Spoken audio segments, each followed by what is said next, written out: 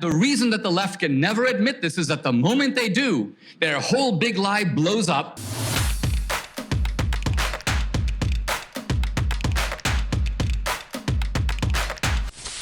Now, Hitler, in fact, was a nationalist. But so was my countryman Gandhi. And so was Mandela in South Africa. And so was Winston Churchill. And so was de Gaulle. And so was Abraham Lincoln. And all the anti-colonial leaders were nationalists. So clearly, there is more than one type of nationalism.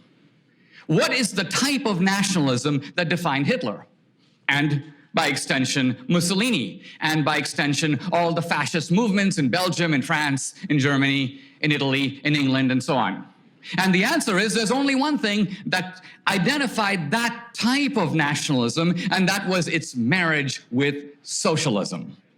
The essence of fascism is the marriage of nationalism and socialism. And the reason that the left can never admit this is that the moment they do, their whole big lie blows up, and National Socialism is vividly exposed as a phenomenon of the left.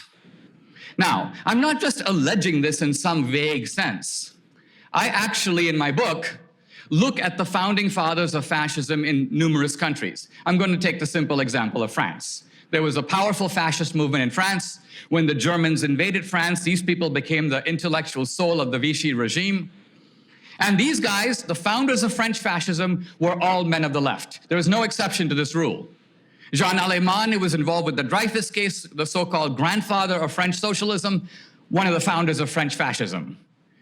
Marcel Dié, prominent socialist, became the leader of the fascist movement in France. Jacques Doriot was the head of the French Communist Party, and he became a leading fascist. Mussolini in Italy, his chief advisor, was the founder of Italian fascism, a friend of Lenin.